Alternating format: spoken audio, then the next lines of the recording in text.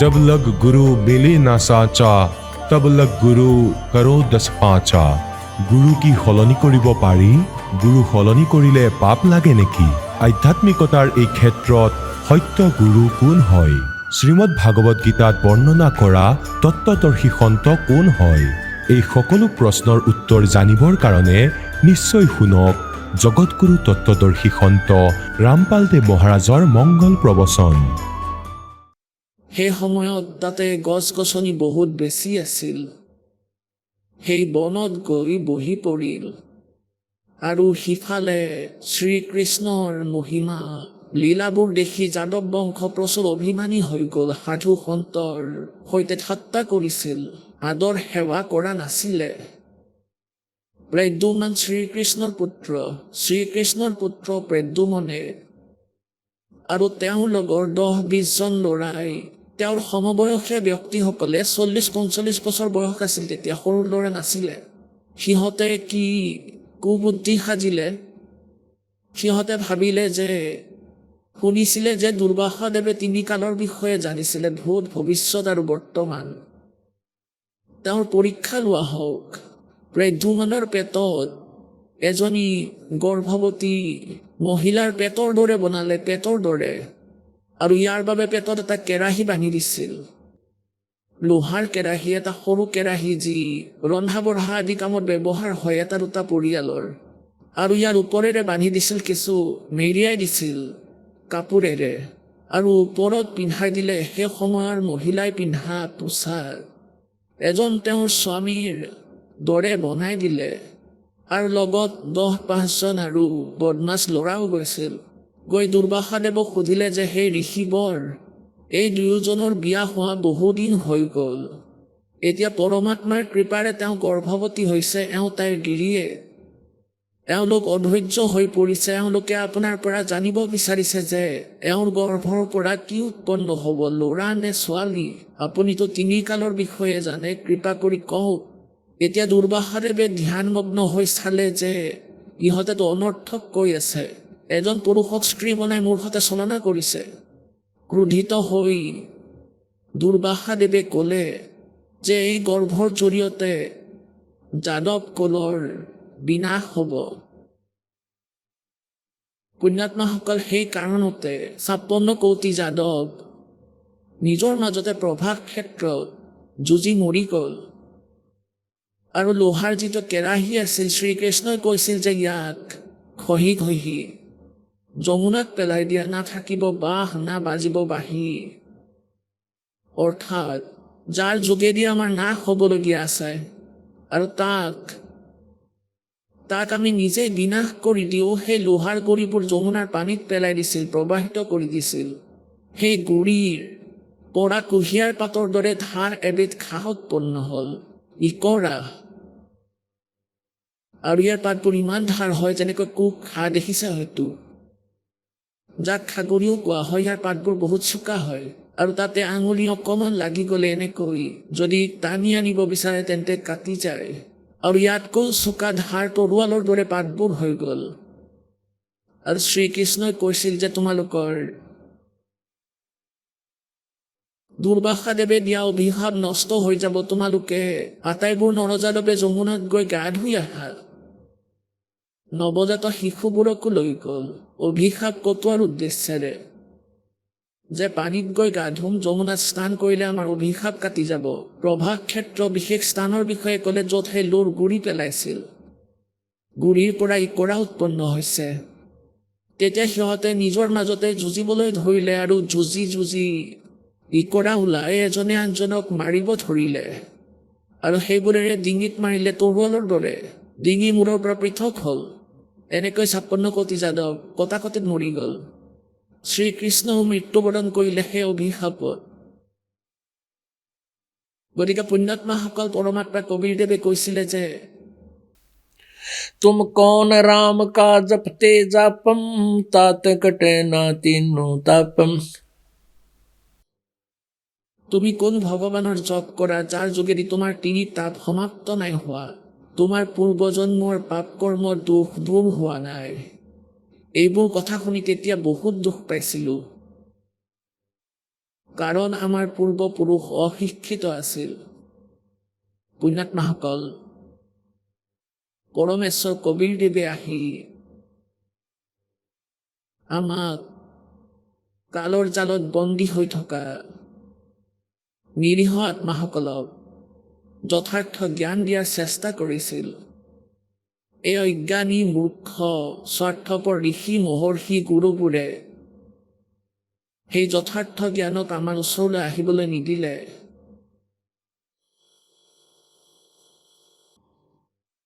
পৰমাত্মাই কি কৈছিলে?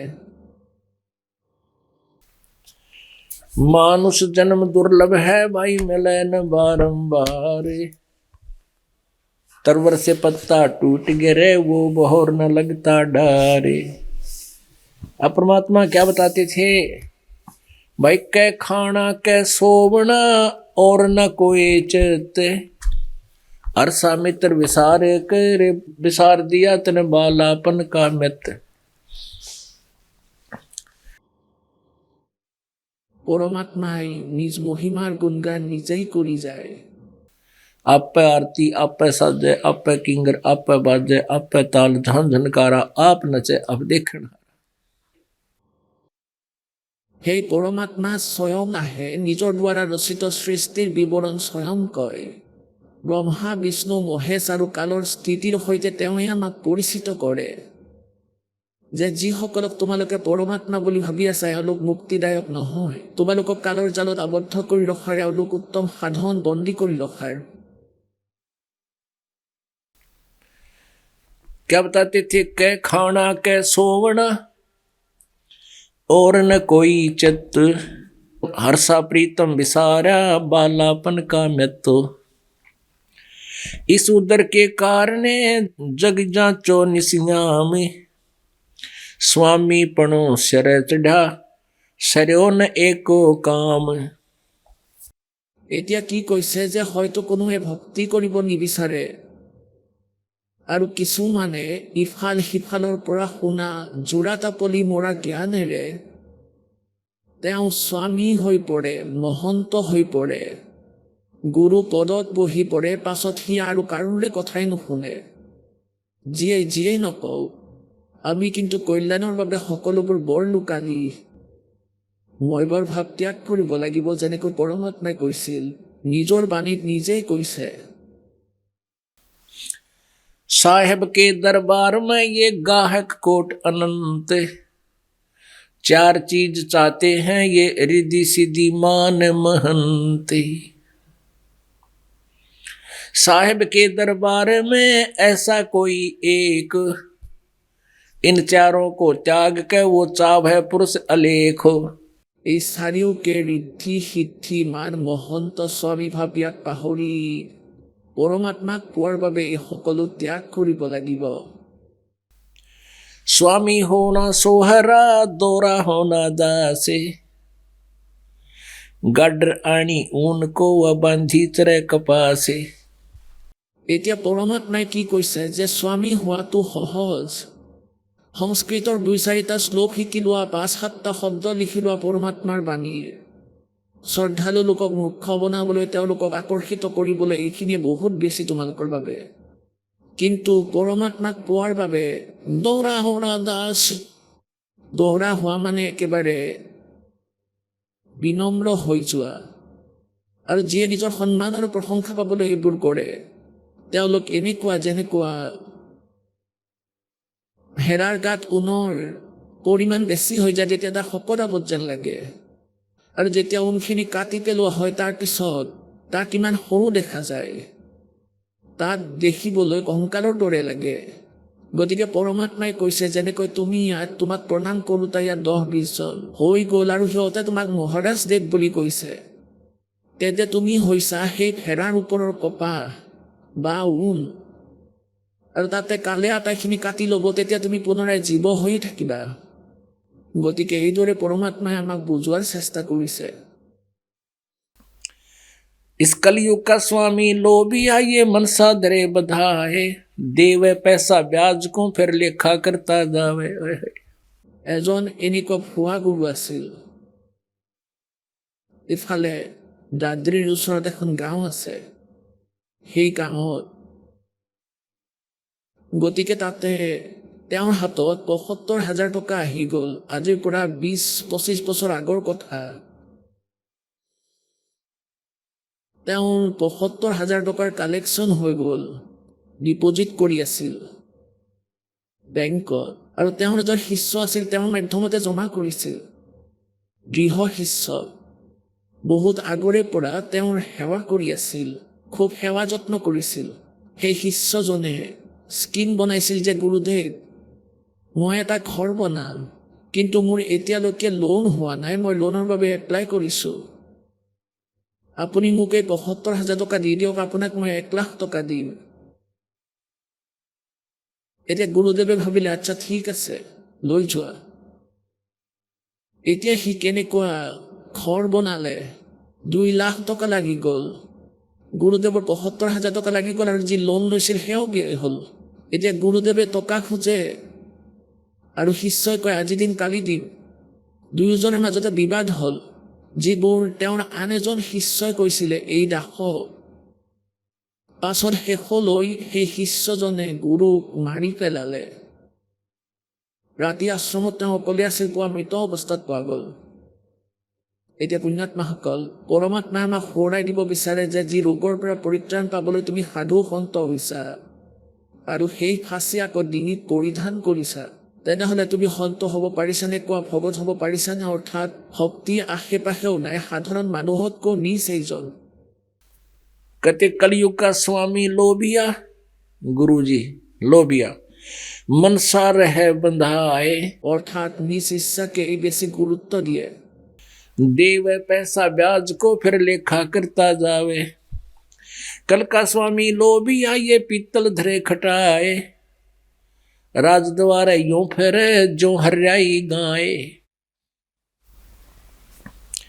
कबीर राजद्वारे रामजन, तीन वस्तु को जावे, कै मीठा कै मान को, या माया की चाहे। কোৱা হৈছে সন্ত হৈ আৰু এই ৰজাসকলৰ পিছে পিছে অথবা মন্ত্ৰীসকলৰ পিছে পিছে আৰু এই চাকৰিয়ালসকলৰ পিছে পিছে ঘূৰি ফুৰে, তেওঁ সন্ত নহয়। আৰু তেওঁ তিনিটা কাৰণতেই ৰাজদৰবাৰলৈ যায়। প্ৰথম মান সন্মান পাবলৈ, মানুহে ক'ব ভাই এওঁতো মন্ত্ৰীৰ ওচৰলৈ যায়, চাগে মন্ত্ৰীৰ বিশেষ মানুহ। আৰু যেতিয়া যোৱা মাত্ৰেই তেওঁলোকে প্ৰসাদ মিঠাই আদি পায়, বুঢ়া আগতে প্ৰথমে বুঢ়া তিওৱা হয় ক্ষীত ভালদৰে ঢালি, আৰু আকৌ যোৱাৰ সময়ত দক্ষিণা দিয়ে। সাধাৰণ মানুহে ১ টকা দিয়ে, কিন্তু সেই ৰজাসকলে মোৰ হিচাপত ১,০০০ টকা দিয়ে। গতিকে কি কোৱা হৈছে, राजद्वारे रामजन, तीन वस्तु को जाए, कै मीठा कै मान को, সন্মানৰ বাবে, কাৰণ সকলোৱে তেওঁক আদৰ কৰিব, আৰু या माया की चाहे।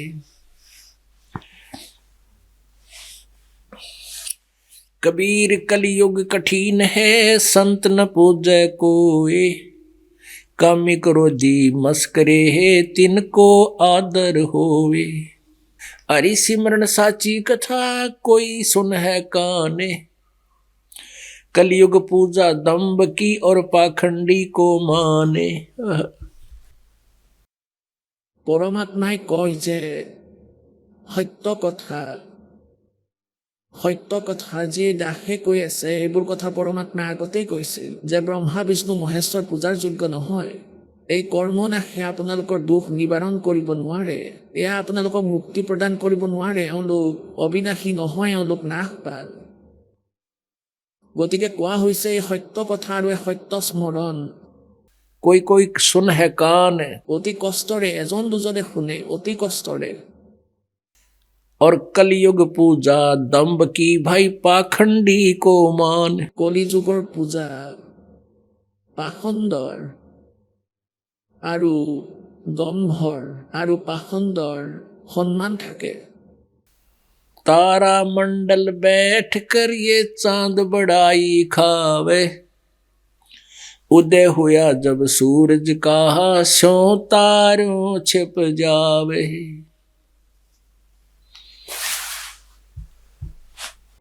পৰমাত্মা পৰমেশ্বৰ কবীৰদেৱে কৈছিলে যে যেতিয়া মোৰ জ্ঞান প্ৰকাশত আহিব সেই সময়ত আপোনালোকৰ জ্ঞান যি আপোনালোকে বেদ পুৰাণ এনেইতো বেদ আৰু পুৰাণৰ বিপৰীত জ্ঞানহে এই ব্ৰাহ্মণসকলে গুৰু ঋষিসকলে দিছিল।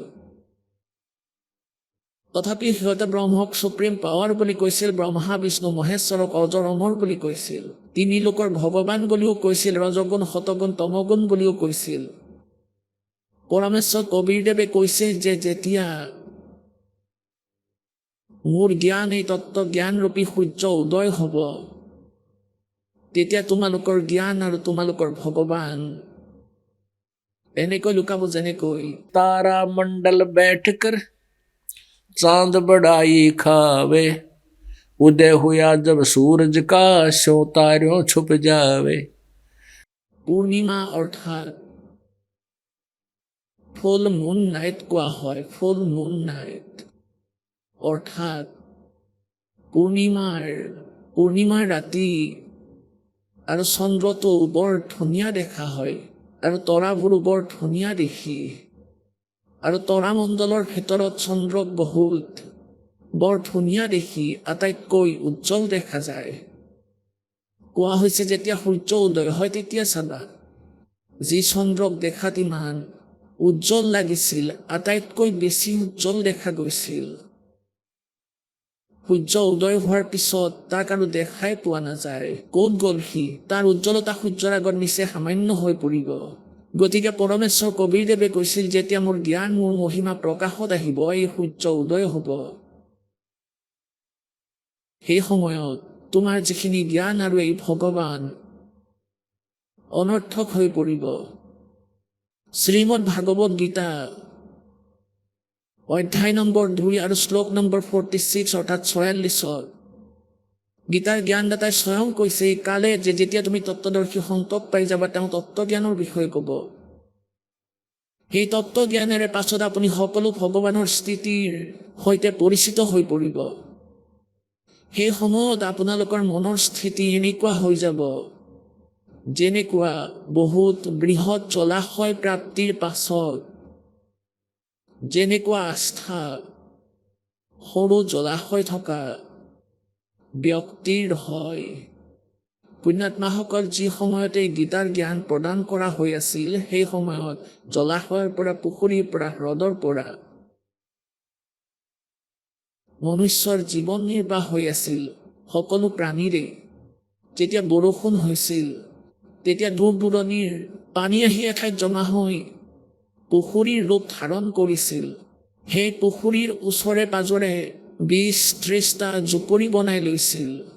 আগৰ দিনত এনেকৈ সৰু সৰু গাঁও নগৰ গঠন হৈছিল 50-20টা ঘৰেৰে। ওৰে জীৱন তাৰ পৰাই গা ধোৱাৰ বাবে পানী লৈছিল আৰু সেই পুখুৰীৰ পৰাই খোৱাৰ বাবেও পানী লৈছিল। তাৰ পৰাই অলপ শাক চব্জিৰ খেতিও কৰিছিল, তাৰ পৰাই খেতিত পানীও দিছিল। কোৱাৰ অৰ্থ এইটো যে যদি এবছৰত এবাৰ বৰষুণ নহয় তেন্তে সেই পুখুৰীৰ পানী শুকাই যায় আৰু যদি 2 বছৰ বৰষুণ নহয় তেনেহ'লে আকাল পৰিহে সকলোবোৰ নষ্ট হৈ যায়। তাৰ ওপৰত আশ্ৰিত প্ৰাণী মানুহ জন্তু আৰু সেই ব্যক্তিসকল যিসকলে সৰু পুখুৰীৰ ওপৰত আশ্ৰিত তেওঁলোকে যদি বহুত ডাঙৰ সৰোবৰ পাই যায়, ইমান ডাঙৰ হ্ৰদ পাই যায় আৰু গম পাই যে ইয়াত যদি 10 বছৰ বৰষুণ নহয় তেনেহ'লে পানী নুশুকায়, গতিকে সেই সময়ত সেই প্ৰাণীবোৰৰ আস্থা সেই সৰু জলাশয়ৰ প্ৰতি যেনেকুৱা থাকে পুণ্যাত্মাসকল তেওঁলোকৰ সেই জলাশয়ৰ পানী সেই সৰু জলাশয় অৰ্থাৎ পুখুৰীৰ পানী বেয়া নালাগে, কিন্তু এয়া ছাফিচিয়েণ্ট নহয়। ইয়াৰ দ্বাৰা তেওঁলোকৰ সকলো কাৰ্য সম্পূৰ্ণ নহয়, তেওঁলোকৰ বাবে পৰ্যাপ্ত নহয়। কেৱল যেনে তেনে কামহে চলাব পাৰে। সেই বৰষুণ কাম চলাবৰ বাবেহে আছিল। যদি হয় পানী জমা হয় আৰু নহ'লে সকলো মৰে। আৰু সেই সৰুবৰ হ্ৰদত যদি 10 বছৰো বৰষুণ নহয় তেতিয়াও ইয়াৰ পানী সমাপ্ত নহয়, গতিকে তৎক্ষণাত ইয়াক ত্যাগ কৰি তেওঁলোকে ডাঙৰ জলাশয়ৰ শৰণ লৈ লয়। গতিকে পুণ্যাত্মাসকল আজি যিসকল বুদ্ধিমান ব্যক্তি, যিসকলৰ পূৰ্বৰ শুভ সংস্কাৰ অধিক আছে, তেওঁলোকে এই জ্ঞান শুনা মাত্ৰেই আৰু তৎক্ষণাৎ সেই পূজা পাঠ, সেই দেৱতা, সেই ভগৱান, সেই জলাশয় তৎক্ষণাৎ ত্যাগ কৰিব। তাত যি স্বয়ং নাশবান, যি স্বয়ং মৃত্যুবৰণ কৰে, তেওঁলোকে আপোনালোকক কেনেকৈ ৰক্ষা কৰিব? যি স্বয়ং নিজ কৰ্মদণ্ড ভুগিবলগীয়া হয়, তেওঁলোকে ভাগ্যৰ পৰিৱৰ্তন কৰিব নোৱাৰে, তেন্তে আপোনালোকক কেনেকৈ সুখ দিব? শ্ৰীকৃষ্ণৰ জীৱন চাইবা গোটেই জীৱন দুখেৰে ভৰপূৰ আছিল। জন্ম জেলত, পিতৃ মাতৃ জেলত, বাহিৰলৈ আহিল তেতিয়া মোমায়েক শত্ৰু, জৰা সিং, শিশুপাল, চানৰ কোনো প্ৰতি মুহূৰ্ততে কোনো এজন পিছত লাগি আছিল। কিন্তু ভগৱানে ইয়াৰ যি ৰাম আছিল আপোনালোকৰ শ্ৰীকৃষ্ণ, তেখেতে ইয়াৰ পৰা মথুৰা ত্যাগ কৰি সেই সমুদ্ৰত গৈ শৰণ লৈছিল। তাতে এখন দ্বীপ দেখি তাতে নগৰ বনাইছিল আৰু সকলো যাদৱকে তালৈ লৈ গৈছিল যে কোনে যুঁজিব সদায় মূৰ্খসকলৰ লগত ইয়াত। আৰু পাছত শ্ৰীকৃষ্ণৰ অন্ত কেনেকৈ হ'ল? সম্পূৰ্ণ যাদৱকুলৰ অন্ত কি? যাৰ সন্মুখত এতিয়া যেনেকৈ এতিয়ালৈকে আমাৰ ধাৰণা আছিল যে আমাৰ বংশ বিস্তাৰ হৈ থাকক, আমাৰ ল'ৰা ছোৱালী হওক, আমাৰ কুল বাঢ়িলে, বংশ বাঢ়িলে আমি আনন্দিত হওঁ, আৰু যাৰ সন্মুখত সম্পূৰ্ণ কুল ধ্বংস হৈ গ'ল। শ্ৰীকৃষ্ণৰ মৃত্যু পাছত হৈছিল, ইয়াৰ আগতে 56 কোটি যাদৱৰ মৃত্যু হ'ল। কোনো এজন ব্যক্তিৰ 5জন পুত্ৰ আছে আৰু ইয়াৰে যদি এজন পুত্ৰৰ মৃত্যু হয় তেন্তে তেওঁ তাৰ দুখত কান্দে, আৰু যদি 2জনৰ মৃত্যু হয় তেন্তে কান্দি কান্দি অন্ধ হৈ যায়। যদি 5জনেই মৰে তেন্তে যাৰ হতে ঘটে সেই স্থিতি তেওঁহে জানিব। আৰু শ্ৰীকৃষ্ণৰ নাতি পুতি আৰু সকলো আত্মীয় স্বজন গোটেই বংশ নাশ হৈ গ'ল, আৰু শ্ৰীকৃষ্ণই চায়ে থাকিলে। এজনী বুঢ়ীয়ে কান্দি আছিল, কৈছিল যে এজন ল'ৰা ঢুকাল, 2 নাতিও ঢুকাল এক্সিডেণ্টত। হে ভগৱান, এই দুখ দেখাৰ বাবে মই কিয় জীয়াই আছোঁ? মই কিয় নমৰিলোঁ আগতেই? অৰ্থাৎ এজন বৃদ্ধ জীয়াই থকা অৱস্থাত তেওঁৰ সন্মুখত যদি সম্পূৰ্ণ বংশ ধ্বংস হৈ যায় তেন্তে তেওঁ সুখী হ'ব নোৱাৰে। গতিকে পুণ্যাত্মাসকল, ইয়াত কি কোৱা হৈছে? तारा मंडल बैठ कर ये चांद बड़ाई खावे, उदय हुए जब सूरज का ये स्यों तारों छिप जावे। এতিয়া পৰমেশ্বৰৰ জ্ঞানৰ আগত এতিয়া বেদ জ্ঞান। প্ৰথম কথা হ'ল, যিসকলে বেদৰ শিক্ষা লৈ আছিল তেওঁলোকৰ সম্পূৰ্ণ জ্ঞান নাছিল। বেদে কৈছিল পৰমাত্মা সশৰীৰ, মনুষ্য সদৃশ, আৰু এইজন পৰমাত্মা ওপৰত সৎ লোকতমৰ স্থানত বাস কৰে, দিব্য লোকত থাকে, আৰু তাৰ পৰা গতি কৰি ইয়ালৈ আহে, নিজৰ যি যথাৰ্থ জ্ঞান সেয়া প্ৰচাৰ কৰে। আৰু সেই শ্ৰেষ্ঠ আত্মা, যিসকল সৎ প্ৰকৃতিৰ আত্মা, তেওঁলোকৰ সৈতে সাক্ষাৎ কৰে, তেওঁলোকক জ্ঞান প্ৰদান কৰে, আৰু পাছত সেই সংশয় সেই পৰমাত্মাৰ জ্ঞানৰ প্ৰচাৰ প্ৰসাৰ কৰে, আগলৈ তেওঁ প্ৰচাৰ কৰে। গতিকে সেই পৰমেশ্বৰ কোন? আজিলৈকে এই লীলা কোনে কৰিছে? কবিৰদেৱে, কাশীলৈ অহা সেই শিপিনীয়ে, সেই সৰ্বশক্তিমানে যিমানবাৰ তেওঁ প্ৰকট হৈছে, এইদৰেই হৈছে যেনেকৈ বেদেই কৈছে। এইসকল বেদৰ জ্ঞাতা, বেদক যিয়ে বেদক কৈছিলে যে আমি বেদ জানো, বেদক সত্য বুলি মানো, সিহঁতৰ বেদৰ বিষয়ে জ্ঞান নাছিল। বেদে কয় পৰমাত্মা সুশৰীৰে আছে, সিহঁতে নিৰাকাৰ বুলি কয়। আৰু বেদে কয় পৰমাত্মা এজন একদেশীয়, সিহঁতে কয় একদেশীয় নহয়, তেওঁ এখন ঠাইত নাথাকে। আৰু সিহঁতে কয় যে বেদত ক'তো লিখা নাই যে পাপ নাশ হৈ যায়, ভাগ্যৰ প্ৰাৰব্ধৰ কৰ্ম কাটি যায়, পাপ কৰ্ম নাশ হৈ যায়। য'ত বেদে কয় পৰমেশ্বৰৰ সাধনাৰে ঘোৰ পাপো নাশ হৈ যায়। গতিকে পুণ্যাত্মাসকল, এই যথাৰ্থ জ্ঞান প্ৰভুৱে 600 বছৰ আগতে পৰমেশ্বৰে স্বয়ং আহি কৈ গৈছে। जब ही सत्यनाम हृदय धरो, भयो पाप को नासे, जैसे चिंगारी अग्नि की भाई पड़े पुराणे घासे। যেনেকৈ ফিৰিঙতি জুইৰ, আৰু হয়তো লাখটন শুকান ঘাঁহ পৰি আছে, তাতে এটা দিয়া চলাৰ কাঠি জ্বলাই পেলাই দিয়া, অথবা এডোখৰ জুই জ্বলাই তাতে পেলাই দিয়া, যদি বতাহ দিয়ে ডাও ডাওকৈ জ্বলিব, জ্বলি গোটেই নাশ হৈ যাব। আৰু বতাহে সেই ছাইখিনিও চাৰিওফালে পেলাই দিয়ে, গতিকে পুণ্যাত্মাসকল পৰমাত্মা পৰমেশ্বৰ কবিৰদেৱে কৈছিল, মই যেতিয়া যি নাম দিম যথাৰ্থ মন্ত্ৰ সত্য মন্ত্ৰ, ইয়াৰ সাধনাৰে আপোনাৰ পাপ সঞ্চিত পাপ প্ৰাৰব্ধৰ কৰ্ম এনেকৈ জ্বলি যাব যেনেকৈ পুৰণা ঘাঁহত দিয়া চলাৰ কাঠি জ্বলাই দিয়া হয়। এই সৎনামে এনেকুৱা জুই লগাব। যিসকলৰ জ্ঞান নাই তেওঁলোকৰ বিষয়ে কি কৈছে ভগৱানে? पद गावे मन हर्ष के, पद गावे मन हर्षिया और साखी कहा आनंद, राम नाम जाना नहीं गल में पड़ गया फंद, करता जिसे कीर्तन ऊंचा कर कर तोड़े, जाने बुझे कुछ नहीं यो ही अंधा ढूंढे। এতিয়া কি কৈছে যে এওঁলোকে কীৰ্তন কৰে, জাগৰণ কৰে, এওঁলোকে অতি সুৰীয়া কণ্ঠত ওপৰ ফালে মুখ কৰি দীঘলীয়া সুৰ টানে, এনেকৈ একেবাৰে কাণত সুৰ তাল আদি মিলায় আৰু এনেকৈ কয় নামৰ বিষয়ে নেজানে বিনাকৰণত ক'ত আছে। যি মন্ত্ৰ যেনেকৈ কোনোবাই ৰোগৰ বিষয়ে কৈ আছে, তোমাৰ এই ৰোগ আছে, লোৱা ঔষধ খুৱাই ৰোগ হৈছে, এয়া ঔষধ লোৱা, এতিয়া ঔষধো নাই। পুণ্যাত্মাসকল যিয়ে এই ধৰণৰ কথা কয় যে ভগৱানৰ ভক্তি কৰিব লাগে, পৰমাত্মাৰ ভক্তিৰে দুখ দূৰ হয়, সকলো সৎসংগতে সন্তই কৈ দিয়ে যে তেওঁলোকৰ ওচৰত সেই ঔষধ নাই, সেই মন্ত্ৰ নাই। গতিকে কোৱা হৈছে এওঁলোকেতো বিনা কাৰণত নিজৰ সময় এনেই ব্যতীত কৰি আছে। पद गाया मन हर्षिया साखी कहो आनंद, राम नाम जाना नहीं यो ही अंधा ढूंढे, नाचे गावे पद कहे और नाही नाम से हेत, कहे कबीर क्यों नीप जाइयो बीज बेहू ना खेत। এতিয়া বৰ ধুনীয়া এখন গাঁও। এয়া আপোনালোকে হয়তো দেখিছে যে সন্তই থিয় হৈ নাচিবলৈ ধৰে, কাৰণ তেওঁলোকৰ আকৰ্ষণ কৰাৰ ইয়াৰ উদ্দেশ্য সিহঁত ভণ্ড, তেওঁলোক কোনো সন্ত নহয়। এই পথ অৱলম্বন কৰিলে নিৰীহ আত্মাই তেওঁলোকক অনুসৰণ কৰিব। এতিয়া পৰমাত্মাই কৈছে, नाचे गावे पद कहे और नाम न चिन्ह हेत, পৰমাত্মাৰ নাম লোৱাৰ প্ৰয়োজন নাই। যদি সঁচা নাম লোৱাৰ আন্তৰিকতা নাই তেন্তে একোৱেই প্ৰাপ্তি নহয়। कहे कबीर क्यों नीप जाए वो बीज बेहू ना खेत।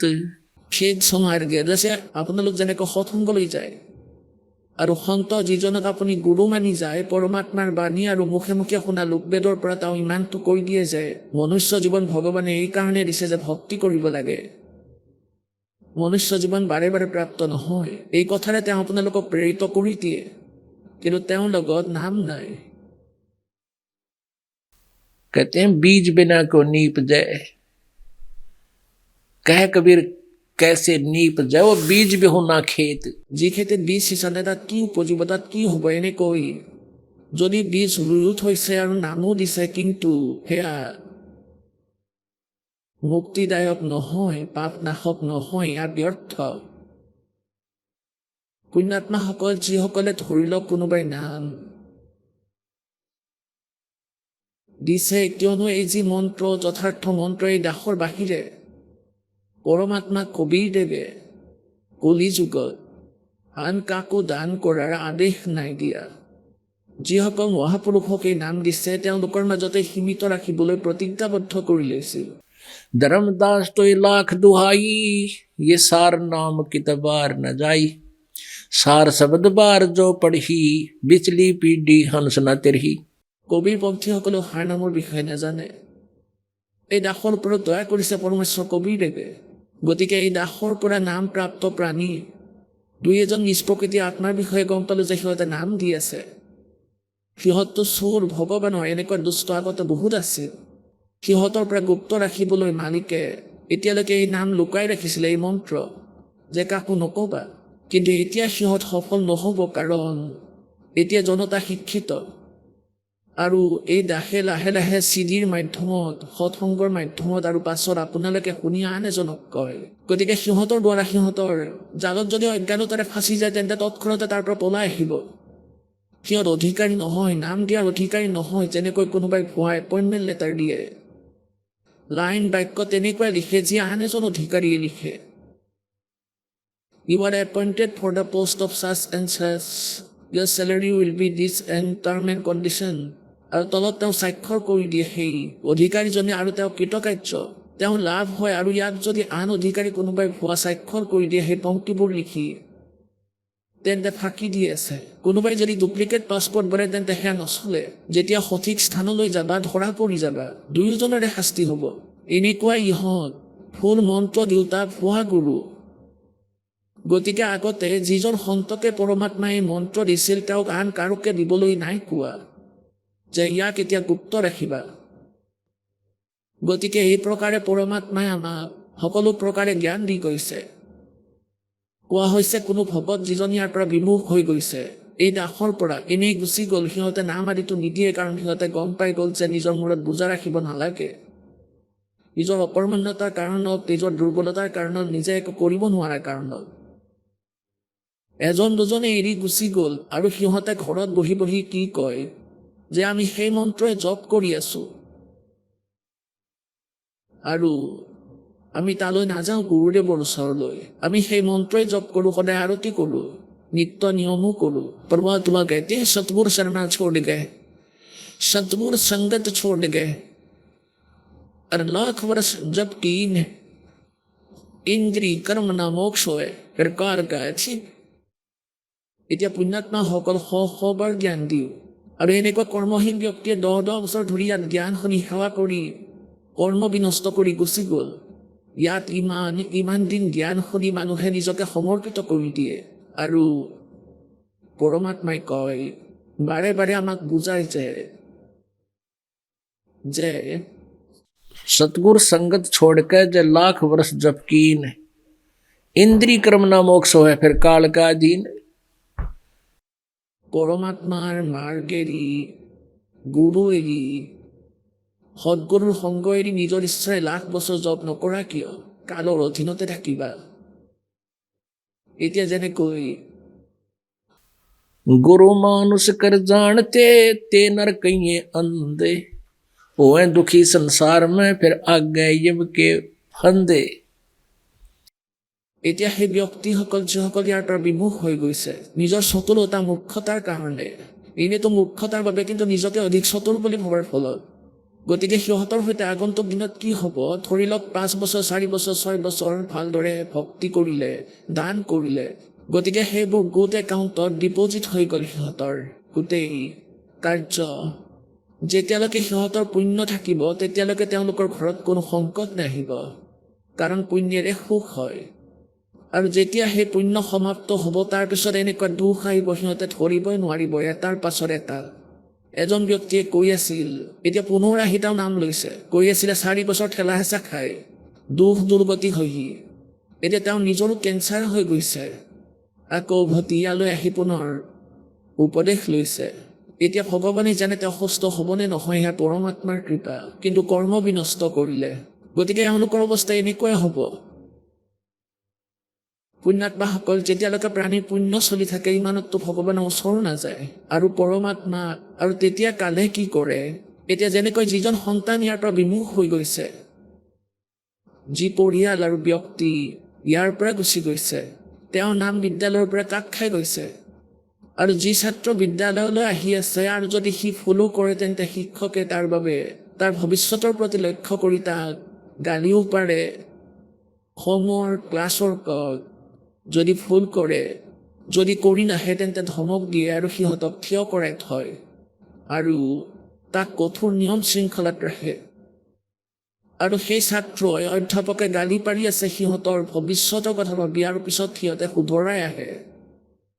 গুৰুদেৱে ধমক দি আছে, পিটি আছে, আৰু পাছত সিহঁতে ভালদৰে যদি শুধৰাই আহে তেন্তে সেই ছাত্ৰ সফল হয়। আৰু যিজন ছাত্ৰ অধ্যাপকে গালি পৰাৰ পিছত স্কুললৈ নাযায় তেতিয়া তাৰ কি হয়? তাৰ জীৱনত দুখ দুৰ্গতি হয়। এতিয়া আমি পৰমাত্মাৰ সভা তথা স্কুলত আহোঁ। আপোনালোকে এতিয়া পৰমাত্মাৰ এই মুক্তি প্ৰাপ্তিৰ, জন্ম মৃত্যু ৰোগ নিৰাময়ৰ মুক্তি প্ৰাপ্তিৰ বিদ্যালয়লৈ আহি পৰিছে। আৰু এই দাস ইয়াৰ শিক্ষক।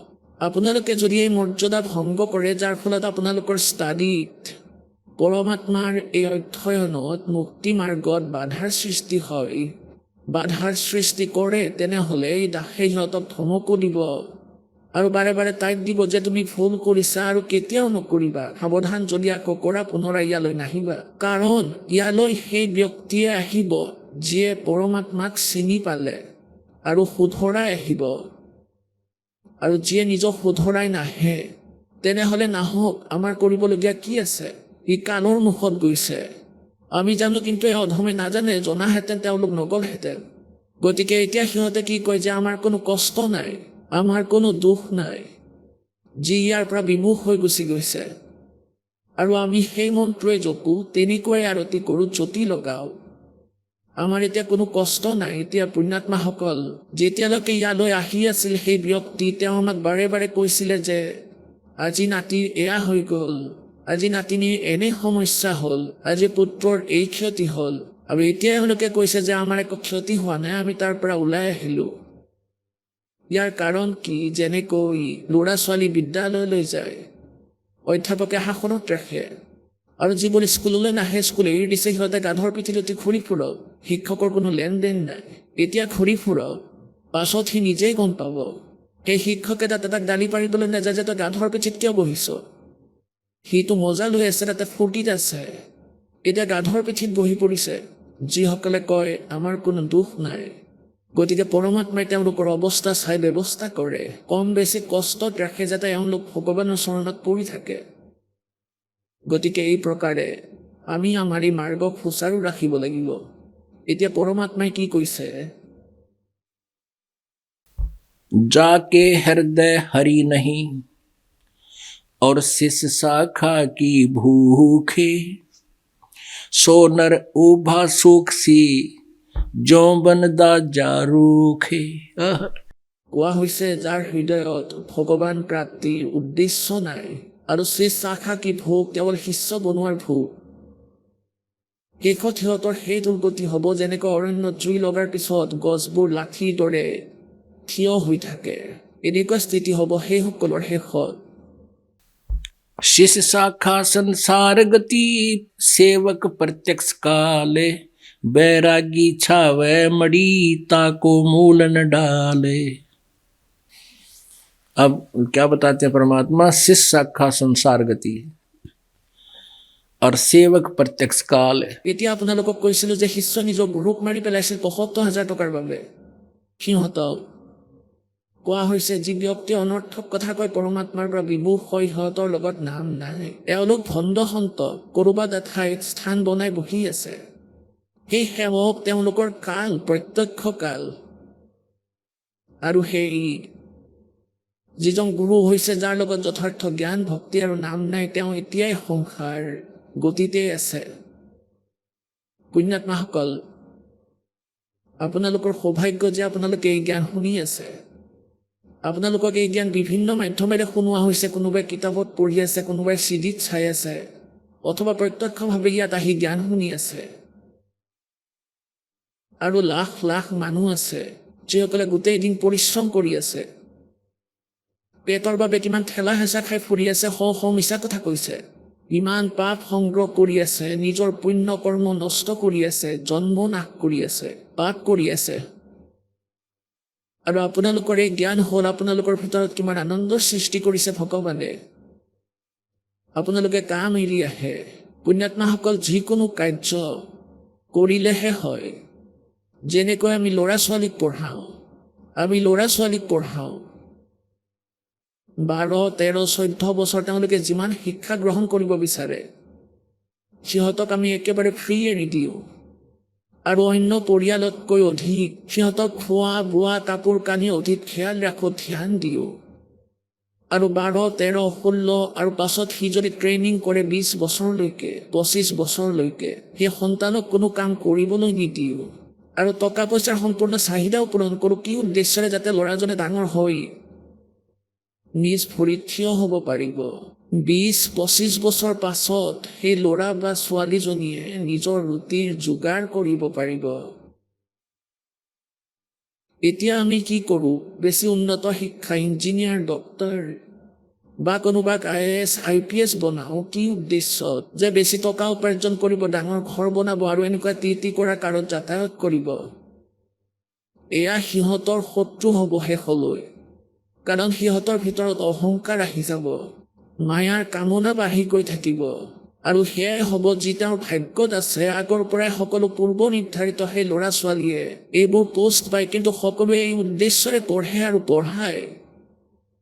গতিকে আমি পৰমাত্মাৰ বিধান পাহৰি গৈ নিজৰ জীৱ সংজ্ঞা বিবেচনাৰে আমি একেবাৰে অকৰ্মণ্য হৈ পৰিছোঁ। আমি আমাৰ বিবেচনাৰ ফলত পাপী হৈ পৰিছোঁ, মায়াৰ পূজাৰী হৈ পৰিছোঁ, দুৰ্দশ হৈ পৰিছোঁ, চতুৰ হৈ পৰিছোঁ।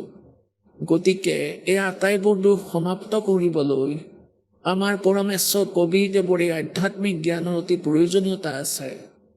এই আধ্যাত্মিক জ্ঞান শুনাৰ পাছত পৰমাত্মাৰ প্ৰতি আমাৰ ৰুচিও বাঢ়িব আৰু শান্তিও হ'ব। গতিকে ইয়াৰ বাবে এতিয়া ভগৱানৰ বাবে বেছিকৈ সময় উলিওৱা।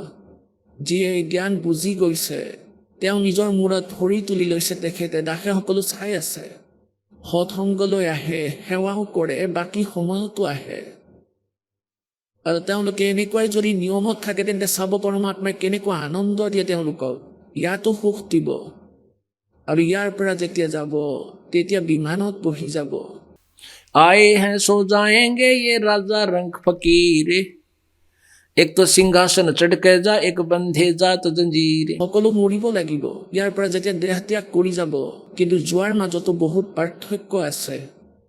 এটা হ'ল পৰমাত্মাই আহি লৈ যাব এই দাসৰ ৰূপত, যে আহা বোপাই আহা এই জাহাজ গৈ আছে, আৰু তৎক্ষণাতে তাতে বহিব। আপুনি গমেই নাপাব যে আপোনাৰ মৃত্যুৱে হৈছে নে আপুনি ক'ৰবাত সৎসংগ শুনিবলৈ গৈ আছে গুৰুদেৱৰ সৈতে। আৰু যিসকলে ভক্তি নকৰে সিহঁতৰ সেই সময়ত দুৰ্গতি হ'ব, শৌচ পেচাব ওলাই যাব। আপুনি চাই ল'ব, কেতিয়াবা এনেকুৱা কোনো ব্যক্তিৰ মৃত্যু হয়, তেওঁ যিমান ডাঙৰ পোষ্টত নাথাকক কিয়, তেওঁ যিমানেই ধনী নহওক কিয়, যাৰ লগতে সৎ ভক্তি নাই, তেওঁৰ মৃত্যু চাব, শৌচ পেচাব বাহিৰ হৈ যায়। এওঁলোকক গা কিয় ধুৱায়?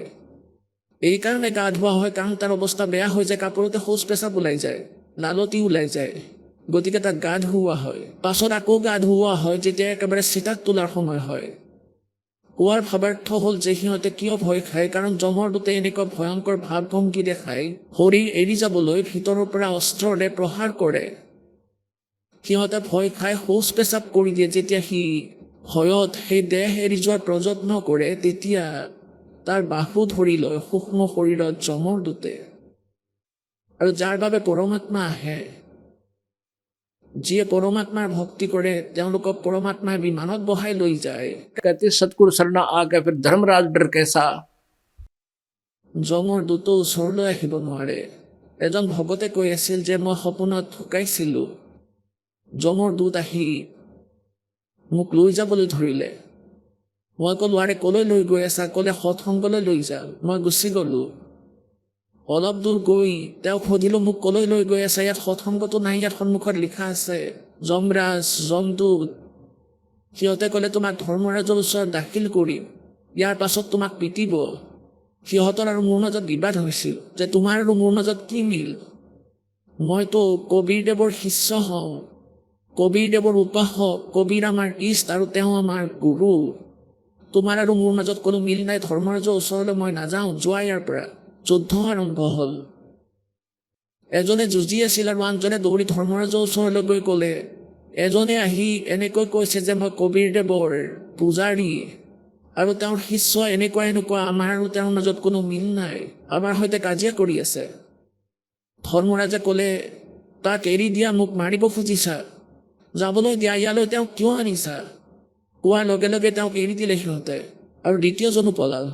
মই যেতিয়া পুনৰ দেহত প্ৰৱেশ কৰিছিলোঁ, তেতিয়া মোৰ মুখৰ পৰা ঘাম ওলাই আছিল, মুখ শুকাই গৈছিল, ডিঙি শুকাই গৈছিল, আৰু গোটেই শৰীৰ কঁপি আছিল, ঘামি আছিলোঁ, ফটকে উঠিলোঁ। তেওঁ কৈছিল, কমেও 2-3 গিলাচ পানী খাইছিলোঁ, তেতিয়াহে মোৰ শৰীৰ শান্ত হৈছিল। তেতিয়া মোৰ বিশ্বাস হ'ল যে মই সঁচাকৈয়ে মৰি গৈছিলোঁ। আৰু সেই জ্ঞান কামত আহিল যে আমি পৰমাত্মাৰ সন্তান, তোমাৰ আৰু আমাৰ কোনো মিল নাই। পৰমাত্মাই কৈছে, সৎগুৰুৰ শৰণত অহাৰ পিছত ধৰ্মৰাজৰ কি ভয়? এই কালৰ দূতেনো কি কৰিব? কোনো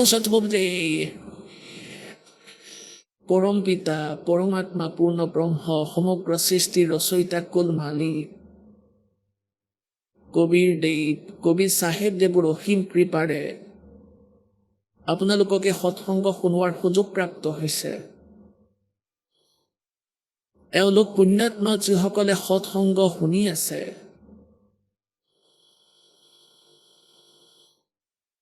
আজিৰ কলিযুগত কোনো মানুহৰ হাতত সময় নাই, কোনো মানুহৰে হাতত একেবাৰে টাইম নাই। এনেকুৱা সময়ত আপোনালোকৰ হাতত টাইম আছে। পৰমাত্মাই আপোনালোকৰ ওপৰত দয়া কৰিছে। এই কালৰ জাল আপোনালোকৰ হৃদয়ৰ পৰা নমাই আনিছে, আপোনালোকে বুজি পাইছে। কিন্তু আপোনালোকৰ পূৰ্বজন্মৰ সংস্কাৰ, আপোনালোকৰ পূৰ্বজন্মৰ যিসমূহ পাপ আছিল, জন্ম জন্মান্তৰৰ সেয়া অধিক পৰিমাণৰ, কম নহয়। আৰু আপোনালোকৰ শক্তি শূন্য এই কলিযুগত আহি পোৱাৰ কাৰণে একেবাৰে সীমিত হৈ পৰিছে। কাৰণ সত্যযুগ ত্ৰেতা দ্বাপৰত এইসকল পুণ্যাত্মাৰ পুণ্য প্ৰায় শেষ হৈ যায়। সেই তিনিও যুগৰ ভিতৰত প্ৰাণী বেছি দুখী নহয়।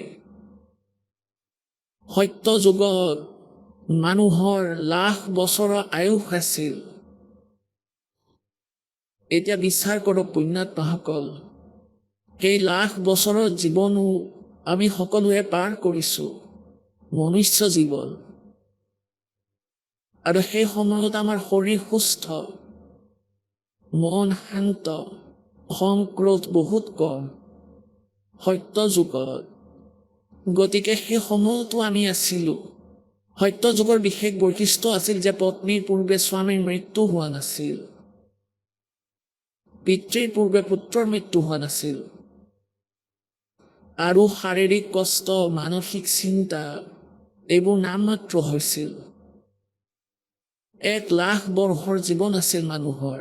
এতিয়া আমি 60, 70, 75লৈকে আহি পালে নিজকে ধন্য বুলি ভাবোঁ।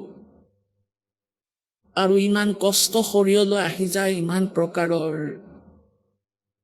বাধাই শৰীৰক আৱৰি ধৰে এই কলিযুগত।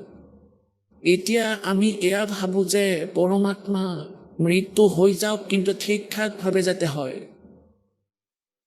আগতে যেতিয়ালৈকে আমি ডেকা হৈ থাকোঁ, 50 বছৰ বয়সলৈকে, তেতিয়া ভাবোঁ যে এতিয়া যাতে নমৰোঁ। আৰু মনত এনেকুৱা ভাৱ আহে যে আমি এতিয়া নমৰিম। আৰু যেতিয়া 70 বছৰ পাৰ কৰিলে সেই প্ৰাণীয়ে কলিযুগত, তাৰপিছত তেওঁৰ কেতিয়াবা আঁঠুৰ বিষ, কেতিয়াবা মূৰৰ বিষ, কেতিয়াবা ভৰিৰ বিষ, কেতিয়াবা দাঁত দুৰ্বল হয়, কেতিয়াবা আকৌ আন ধৰণৰ বেমাৰ যেনে খোজকাঢ়িব নোৱাৰা, বহু প্ৰকাৰৰ বাধাই আৱৰি ধৰে, চকুৰে দেখা নোপোৱা। শৰীৰত কেৱল মাথো হাড় অৱশিষ্ট থাকে। আকৌ গম পাওঁ যে সেই ব্যক্তি এনেকুৱা বেমাৰগ্ৰস্ত হৈ বৃদ্ধাৱস্থাত ভুগি আছে। কাৰোবাৰ কাহিনী শুনো যে তেওঁ ইমান দিন ধৰি ভুগি কষ্ট পাই হাহাকাৰ কৰি মৃত্যুবৰণ কৰিছে। গতিকে আজি কলিযুগত আমি এই ভাবোঁ যে পৰমাত্মা ভালে ভালে যাতে মৃত্যুবৰণ কৰোঁ, মৃত্যুৰ কোনো অবজেকশ্যন নাথাকে, একেবাৰে কম। এয়া আশাটো থাকে যাতে এতিয়া নমৰোঁ, এতিয়া চাগে আৰু জীৱন বাকী আছে। কিন্তু বেছিভাগ এই সমস্যা আহি পৰে পৰমাত্মাই ঠিক ঠাক জীৱন, এই শ্বাস সম্পূৰ্ণ হয়, আমাৰ সময় সম্পূৰ্ণ হওক। আৰু যেতিয়া আমি সত্য যুগত আছিলোঁ, সত্য যুগততো শেষ নিশ্বাসলৈকে জীৱন বৰ সুস্থ সবল আছিল। অতি সহজতে শৰীৰ ত্যাগ কৰিছিল। পূৰ্ব পুণ্য ইমান ভাল হয়, যেনেকৈ আপোনালোকে ইয়াতো এজন দুজন প্ৰাণী দেখিছে যে যিসকলে না কোনো ভক্তি কৰে, না কোনো ধৰ্ম পুণ্য কৰে, আৰু মৃত্যু 50, 60, 65 বছৰ বয়সত এনেকৈ হৈ যায় যে ৰাতি টোপনি গৈছে আৰু ৰাতিপুৱা মৃত অৱস্থাত পাইছে। অতি সহজতে, কোনো কষ্ট নাই, কোনো কষ্ট নাছিল, কোনো ৰোগ নাছিল, তেওঁ মৃত্যুবৰণ কৰিছে। তেওঁ কোনো কষ্টই নাপালে, কাৰণ তেওঁৰ আগৰ পুণ্য আছিল, কিন্তু সেই আটাইবোৰ ফিনিছ হৈ গ'ল, শেষ হৈ গ'ল। অহা জনমত তেওঁ কোনো পশুজনীত যাব, তেতিয়া আৰু শান্তি একেবাৰে নাই, বহুত কষ্ট অসুবিধা হ'ব। গতিকে কোৱাৰ ভাৱাৰ্থ হ'ল যে আমি লাখ বছৰ জীৱন যাপন কৰি আমি এই সংসাৰত মানৱ ৰূপত আছিলোঁ। আকৌ ত্ৰেতা যুগত 10,000 বৰ্ষ, 10,000 বৰ্ষলৈকে সেই আয়ুস থাকে, আৰু ত্ৰেতাত 1000 বছৰলৈকে, য'ৰ পৰা ষ্টাৰ্ট হয় 1000 বছৰলৈকে, আৰু এণ্ড হয় তাত 200 বছৰৰ আয়ুস বাকী থাকে। দ্বাপৰ যুগত, কলি যুগত 200, 215, 30ৰ পৰা আৰম্ভ হয়, আৰু ইয়াৰ অন্ত 15-20 বছৰত সমাপ্ত হৈ যায়। কলিযুগত মানুহৰ আয়ুস হ'ব 20 বছৰ, ঘূৰ কলিযুগৰ ফালে, শেষৰ ফালে কলিযুগৰ, আৰু 5 বছৰীয়া ছোৱালীয়ে সন্তান জন্ম দিব, ল'ৰা ছোৱালী হ'ব, আৰু 15 বছৰ বয়সতে সকলোৱে মৃত্যুবৰণ কৰিব, প্ৰায় মৃত্যু হৈ যাব। যেনেকৈ আজিকালি 75 বছৰ, 80 বছৰ যেনে তেনে মানুহ জীয়াই থাকে। গতিকে সেই সময়ত এনেকুৱা হ'ব যে 20 বছৰৰ আয়ুস থাকিব, আৰু 15 বছৰ বয়সতে অধিকাংশ মানুহে মৃত্যুবৰণ কৰিব, আৰু 15 বছৰ বয়সৰ ভিতৰতেই ডেকাও হ'ব, ল'ৰা ছোৱালীও হ'ব, আৰু মৃত্যুবৰণো কৰিব। গতিকে ই 15-20 বছৰো বেছি যেন লাগিব। যেনেকৈ আমি এতিয়া 100 বছৰক ভাবোঁ। আজি যিসকল 20-22 বছৰৰ ল'ৰা ছোৱালী আছে, সিহঁতক যদি কোনোবাই এনেকৈ কয় যে ভাই তোমাৰ 80 বছৰ আয়ুস আছে, কাৰোবাক হাত দেখায়, তেতিয়া আনন্দিত হয়, মুখত হাঁহি আহি যায়। আৰু যেতিয়া 80 ওচৰা ওচৰি আহে, তেতিয়া ভাবে যে হে ভগৱান, আৰু 10 বছৰ বেছি আয়ুস দি দিয়ক। যদি শৰীৰ সুস্থ থাকে, অসুস্থ অৱস্থাত নকয় মোক আয়ুস দিব, তেতিয়া কয় হে ভগৱান, মই যাতে ভালে ভালে মৰোঁ, কষ্ট যাতে নাপাওঁ। মৰিবলৈও ভাবিবলগীয়া হয়, কিন্তু এয়া মাথো ভাবিলেই নহ'ব। পৰমাত্মাৰ ভক্তিৰে, পৰমাত্মাৰ কৃপাৰে বৃদ্ধ বয়সতো জীৱ সুস্থ সবল থাকে। কিন্তু ইয়াৰ বাবে আমি আগৰ পৰাই চেষ্টা কৰিব লাগিব, কাৰণ আমাৰ এই কালে এনেকুৱা ব্যৱস্থা কৰি ৰাখিছে, এটা বিশেষ ধাৰণা বনাই ৰাখিছে সাধাৰণ মানুহৰ মাজত। যেনেকৈ আমাৰ ইয়াত সৰু সৰু ল'ৰা ছোৱালীও নাম লৈ লয়। আমি 3 বছৰত ল'ৰা ছোৱালীয়ে যেতিয়া কথা ক'বলৈ ধৰে, তেতিয়া তাত প্ৰথম মন্ত্ৰ প্ৰদান কৰোঁ, আৰু দ্বিতীয় মন্ত্ৰ সতনাম যেতিয়া 10 বছৰ বয়সৰ হৈ যায় তেতিয়া দিওঁ, কাৰণ তেতিয়া সি উশাহ নিশাহৰ ক্ৰিয়া ভালদৰে কৰাৰ যোগ্য হয়। আৰু সাধাৰণ মানুহৰ ধাৰণা কি, যেনেকৈ কোনো 40 বছৰীয়া ব্যক্তি অথবা 20 বছৰীয়া, 15-25 বছৰীয়া ল'ৰা বা ছোৱালী, আৰু তাক কোনো গাঁৱৰ মানুহে যদি কয়, গাঁৱৰ মানুহক কয় ভাই মই শৰণ লৈ আছোঁ, কি এতিয়াই কি তোমাৰ নাম লোৱাৰ সময় হৈছে জানো? ভক্তিটো বৃদ্ধাৱস্থাত কৰিব লাগে। এতিয়া বৃদ্ধাৱস্থাত যেনেকৈ ভক্তি কৰিবা মনেই জানিব। গোটেই জীৱন বেয়া কাম কৰিলা 50-60 বছৰ ধৰি, তেন্তে ক'ৰ পৰা সুখ হ'ব? তেতিয়া কেৱল দুখেই দুখ হ'ব। কোনোবাৰ পুতেক ঠুকাব, কাৰোবাৰ ছোৱালী বিধৱা হৈ যাব, কাৰোবাৰ সমস্যা হ'ব, নিজৰ শৰীৰতে কিমান অসংখ্য বেমাৰে বাহ ল'ব। গতিকে পৰমাত্মাই কৈছে ভাল দিন পাৰ হৈ গ'ল। कबीर दुख में सुमरण सब करे, सुख में करे ना कोई। जय सुख में सुमरण करे तो दुख काहे को होवे। कबीर सुख में सुमरण किया नहीं, फिर दुख में करते याद। कहे कबीर ता दास की, फिर कौन सुने फरियाद। এতিয়া ঘৰতো সুখ, পৰিয়াল, ল'ৰা ছোৱালীও ঠিকেই আছে, ভাল ঠাইলৈ বিয়া হৈ গ'ল, সিহঁতে ভাল চাকৰিও পালে অথবা ব্যৱসায় বাণিজ্য ঠিক চলিল। তেতিয়া ভগৱানৰ পিনে কোনেও নাচায়, কেৱল ফৰ্মেলিটি কৰে। 6 মাহৰ মূৰত ক'ৰবাত পূজা কৰিলে, যদি কৰিলে। পৰমাত্মাই কৈছে तू जाने तेरी ऐसे निभाएगी हरदम लेखा भरना रे। তুমি ভাবি আছা যে মই এনেকৈ আনন্দ উল্লাসত থাকিম, এনেকৈ ফূৰ্তিত থাকিম। নাই, কোৱা হয় যে এটা উশাহৰ হিচাপ হৈ আছে তোমাৰ। যিদিনাখন তোমাৰ পুণ্য সমাপ্ত হৈ যাব, এই বেটাৰী এইবোৰ পূৰ্বজন্মৰ চাৰ্জ পুণ্য জমা হৈ আছে। যিদিনাখন এয়া সমাপ্ত হৈ যাব, তোমাৰ ইনভাৰ্টাৰৰ বেটাৰীৰ দৰে ফিউজ হৈ যাব। যেনেকৈ বৰ্তমান এটা ইনভাৰ্টাৰ বনাইছে বৈজ্ঞানিকসকলে, তাতে দুটা বেটাৰী থাকে। সেই বেটাৰীত লাইটৰ দ্বাৰা চাৰ্জ কৰা হয় চাৰ্জাৰৰ যোগেদি। আৰু যেতিয়া সেই বেটাৰী চাৰ্জ হৈ যায়, তেতিয়া চাৰ্জাৰ খুলি দিয়াৰ পাছতো লাইটৰ সৈতে কানেকশ্যন নাৰাখিলেও তেতিয়াও সেই ইনভাৰ্টাৰে কাম কৰি থাকে। ফেনো চলি থাকে, লাইটো চলি থাকে, আৰু সি নিজৰ কাম সম্পূৰ্ণ কৰি আছে। আৰু যেতিয়া ই ডিচাৰ্জ হৈ যাব, বেটাৰী শেষ হৈ যাব, একেবাৰে শেষ হৈ যাব, তেতিয়া আৰু ফেনো নচলিব, কুলাৰো নচলিব, লাইটো নজ্বলিব। গতিকে এই প্ৰকাৰে যিসকলৰ পূৰ্বজন্মৰ বেটাৰীত চাৰ্জ আছে, তেওঁলোকৰ মাজত কোনো এজন আজি প্ৰধানমন্ত্ৰী হৈছে, কোনোবা ৰাষ্ট্ৰপতি হৈছে, আৰু কোনোৱে উচ্চ পদত নিযুক্ত আছে, কোনোবাৰ প্ৰচুৰ ধন আছে, কোনো এজন আকৌ ফেক্টৰী মালিক, কোনোবাই খনি খান্দি আছে, কোনো আকৌ উন্নত কৃষক জমিদাৰ। আৰু যেতিয়া সিহঁতৰ বেটাৰী ডিচাৰ্জ হ'ব, পূৰ্বজন্মৰ পুণ্য সমাপ্ত হ'ব, তেতিয়া চাব সিহঁতৰ পৰিণতি কি হয়।